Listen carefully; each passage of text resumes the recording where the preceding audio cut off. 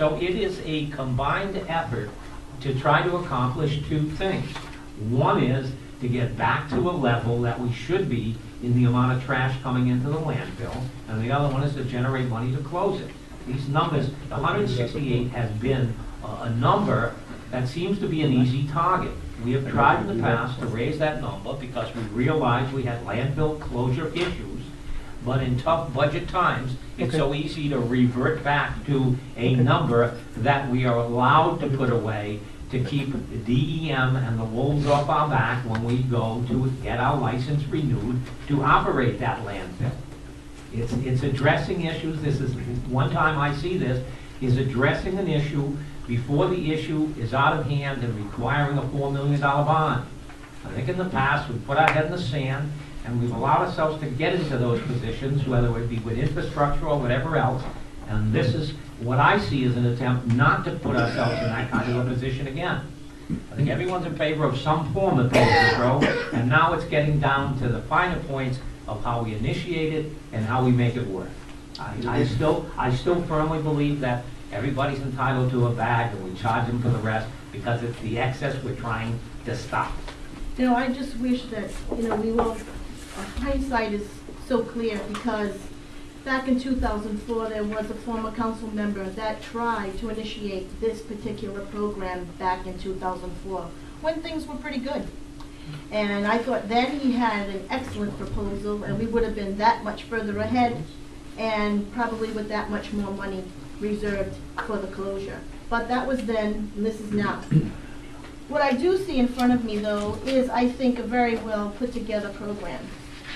For the conservatism of it, as Mr. Lambert had mentioned, and just the whole essence of it, which I think is, I think that would be easily managed. Sure, there'll be some quirks with it and some idiosyncrasies that'll have to be worked out with any new program going forward. But I think with reason and time, I think those things would get. And if everybody helps each other out, if you see your neighbor's barrels rolling around the street, I would hope you'd go and pick them up for them and maybe put them in your yard until they got home and to put them away properly. But what I see before us, I think, is a good program, and with the exception of maybe what Don suggests about, you know, helping out those people that are in need or less fortunate, that there might be something that we could certainly go back and amend. But I think what we have in front of us now, I think, is a good program going forward, and it'll have to have its work done for it, but I think it's ready for some institution. Okay, but I have one question, Mr. Bellucci. It was a question raised by one of the individuals who spoke tonight, and it was about where the villages in Mount Hope Bay, and I'm sure at Country View, they probably use dumpsters. You don't use individual trash. Where they have the dumpsters, how would you initiate a program in a community like that? Well, right now we do rubbish pickup. It's normal pickup. It's just a normal regular pickup like your house. And what bins are you referring to that people use? We have a plastic kind of bin, a blue one. We got the green one for paper, and then we have. I was trying to decide here. It looks to me like it'd be a 35-gallon receptacle. A trash bucket. Yeah. A trash receptacle. We actually fill that with individual bags and what have you, but I think that the people at the villages are very good about making sure that they separate recyclables. So what you're explaining is you don't have a common receptacle. You each have your own. They'd have to buy their bags like everyone else. They may fit 3 bags in your barrel. But there are 3 kitchen bags, so then the issue is, you know, what's 35 gallons? I would bet that the receptacle. Well, you do have a 35-gallon barrel. We have 35-gallon bags.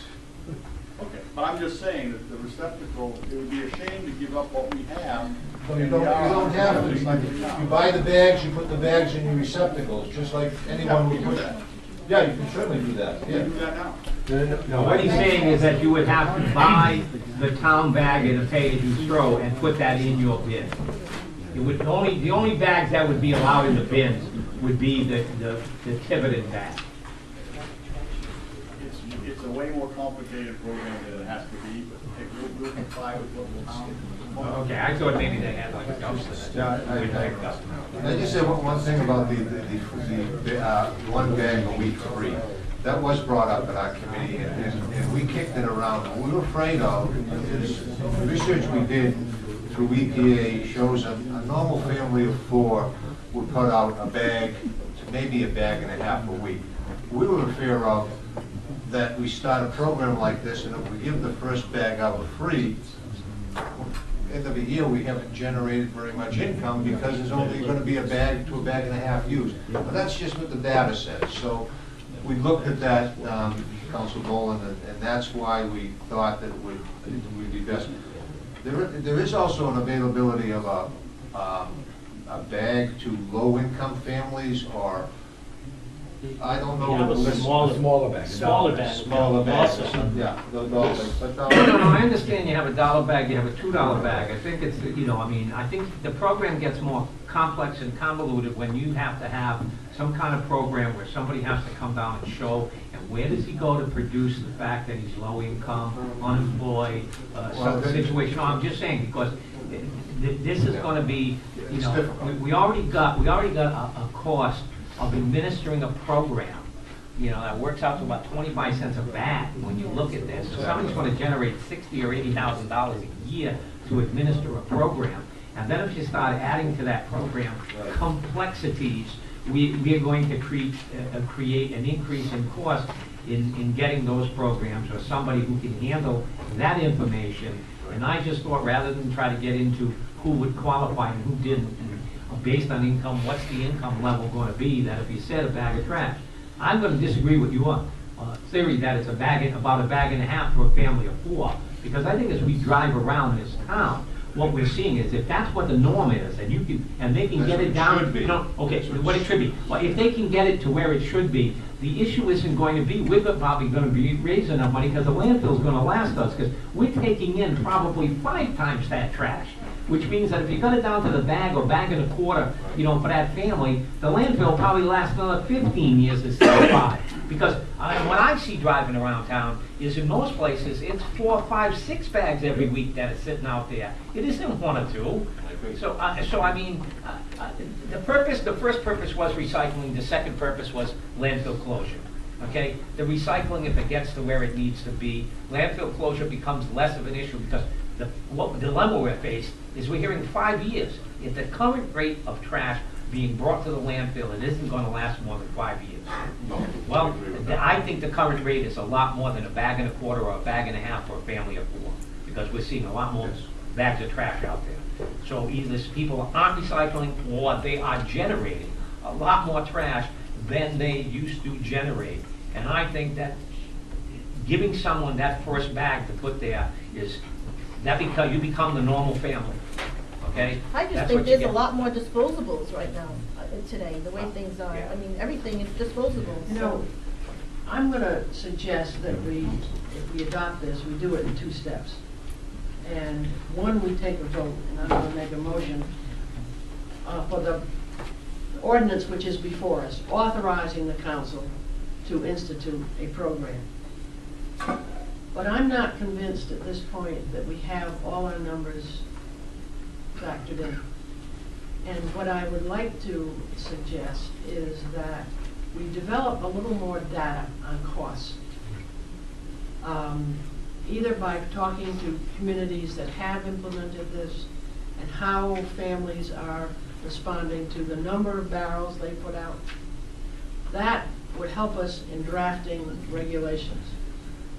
And it will also give us time to develop that, go out to the public when we have. From time to time.